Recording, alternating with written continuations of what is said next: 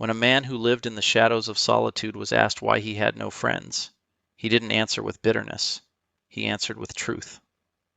Friendship, he said, is like a diamond, glorified as rare, precious, eternal. But most of what glitters is glass, cheap imitations, empty gestures, lies with a shine. I've made one mistake, then two, then three, trusting people, believing in words, buying into the illusion. And now? I don't believe diamonds exist. I believe the world is flooded with fakes, counterfeits, people wrapped in the packaging of friendship, but empty inside. And he was right. Another man echoed the sentiment with a voice hollowed out by experience. A real friend? Someone who values you as much as you value them? Someone who stands beside you when the show ends and the crowd leaves? That's fantasy. Most friends are opportunists wearing empathy as a mask. Most friendships are time-sensitive contracts. Void the moment you're no longer useful. Haruki Murakami captured the silent agony of disconnection through the characters in Norwegian Wood. "Do you like loneliness?" she asked. "No," I replied. "I just don't make any new acquaintances. I don't want to be disappointed by people anymore." And that's the reality. People don't fear loneliness. They fear betrayal, false hope, duplicity disguised as love. It's not being alone that hurts. It's being surrounded by people who make you feel more alone than solitude ever could. The allegory of the apple tree, a parable of exploitation.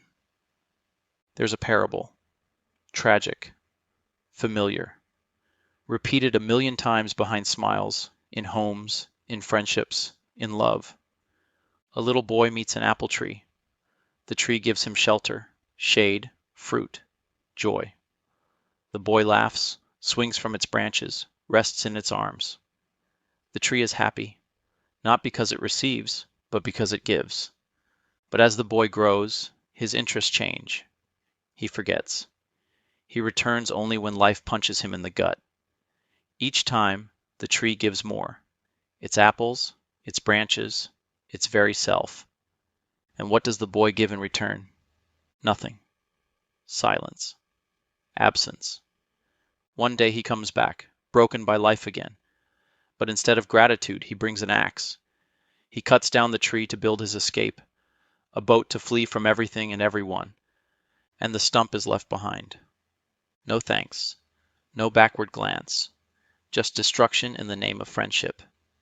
This is not a children's story. This is a metaphor for life. For being used. For being forgotten. For pouring yourself into someone until there's nothing left. And still being told you're not enough. The world praises sacrifice, but it rarely repays it. Years later, a sprout grows from the ruined stump. A new tree is born. But when a little boy approaches with a smile and asks, "Let's be friends," the tree trembles, but stays silent. Because it has learned. Because it no longer believes. Because belief is a luxury the wounded cannot afford. The Stoic truth. Friendship is not guaranteed, and trust is a gamble. George Carlin, with cynical wisdom born from pain, once said, "Inside every cynical person is a disappointed idealist." Idealism is the starting point. Reality is the crucifixion. People aren't born hard. They're made hard by betrayal, by the venom behind kind smiles, by helping others rise, only to be left behind. Damon Salvatore in The Vampire Diaries said, "The hardest thing is getting over people who brought only pain and disappointment." He was wrong. The hardest thing is realizing you were nothing more than a convenience to the people you cared about. The hardest thing is understanding your pain was invisible, your kindness was exploited, and your presence was disposable. The hardest thing is not losing a friend. It's realizing you never truly had one. If someone has no friends, don't judge them. Understand them. Do not rush to label the solitary as broken. Do not mistake distance for arrogance or misanthropy. Sometimes people are alone, not because they failed to make friends, but because they succeeded too many times, and were broken by each one. Maybe they were. The one who stayed up late listening, but no one listened to them. The one who gave, gave, and gave, until they bled, and still were called selfish. The one who believed in people, only to be taught over and over again that belief is a liability. Maybe they were an apple tree one too many times. And now? Now they're stumps, silent, guarded, watching the road but no longer expecting anyone to return. 1. Not everyone who smiles is your friend. A smile can be the most deceptive gesture in the human arsenal. It's easy to curve your lips upward and feign warmth. It costs nothing, requires no sincerity, and fools many. Some people smile to manipulate, to infiltrate your defenses, to make you drop your guard, so they can learn how to break you more efficiently later. A friend doesn't always smile, and a smiling face doesn't always mean friendship. Some of the deepest betrayals come from behind the brightest grins. The world is filled with performers, not companions. People who pretend to care just long enough to get what they want. Real friends don't just smile with their faces. They stand with their presence, with action, with truth when truth hurts. Look deeper than surface pleasantries.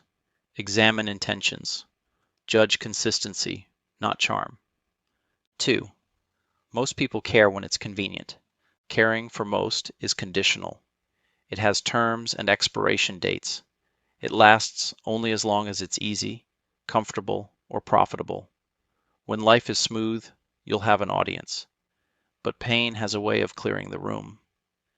When you become a burden, emotionally, financially, spiritually, watch how fast the caring evaporates. People will walk with you on sunshine-covered roads, but abandon you at the first sign of storm clouds. Real care shows up when it's hard, when you're broken, when you're not fun to be around, when you're no longer useful. If someone's care ends where your suffering begins, it was never care. It was convenience wearing a costume. 3. Many will love you for what you give, not who you are. Your energy, your kindness, your time, your empathy, your body, your money, your talent. For many, that's the currency of your worth. The moment you stop producing, giving, helping, fixing, watch how fast the love fades. When the giving stops, so does the affection. It was never you they loved. It was the benefit of you. You're not a person to them.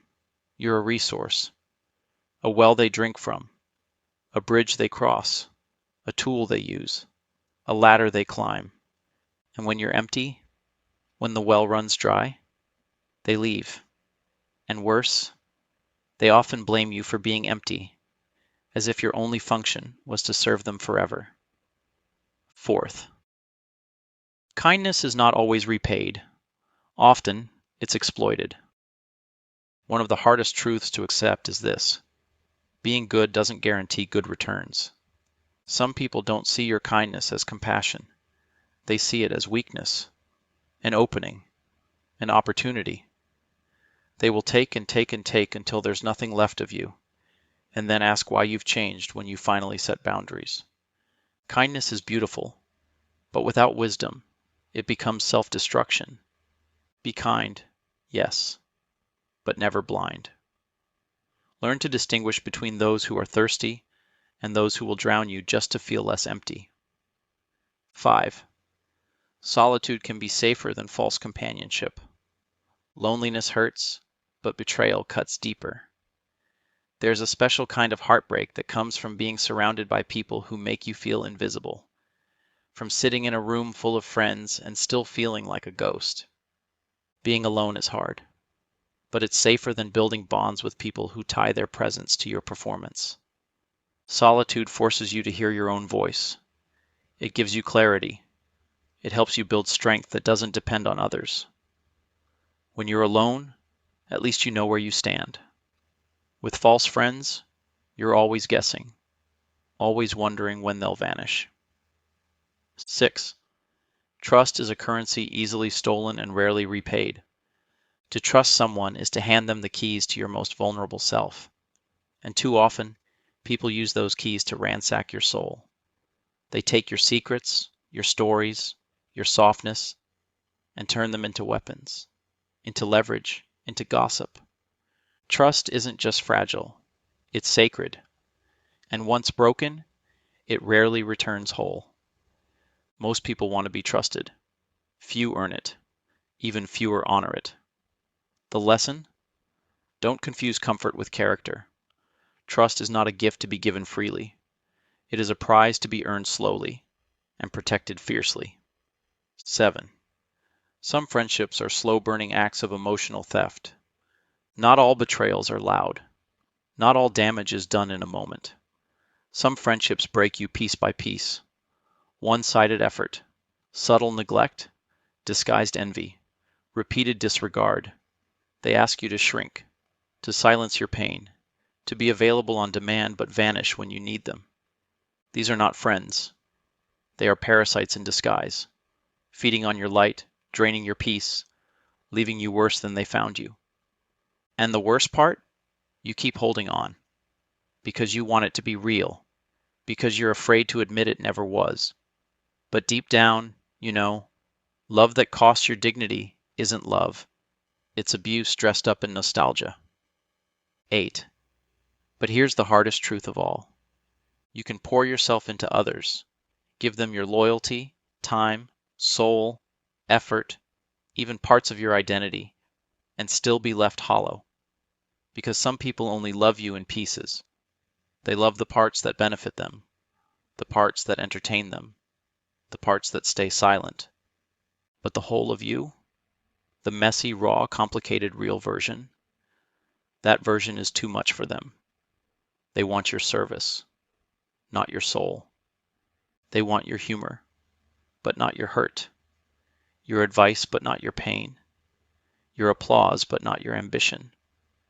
And so they take what suits them and ignore the rest. And when you finally break down, when you ask for the same love you gave, they say you're being dramatic or too emotional. Because to them, you were never meant to need. You were only ever meant to give. Be kind, but guarded. Be generous, but selective. Be open, but discerning. Be trusting, but never naive. Because the world is not fair, and friendship is not guaranteed. But if you ever do find someone who loves all of you, not just the parts that serve them, hold on to that person with both hands. Because in a world of fakes, real is rarer than diamonds.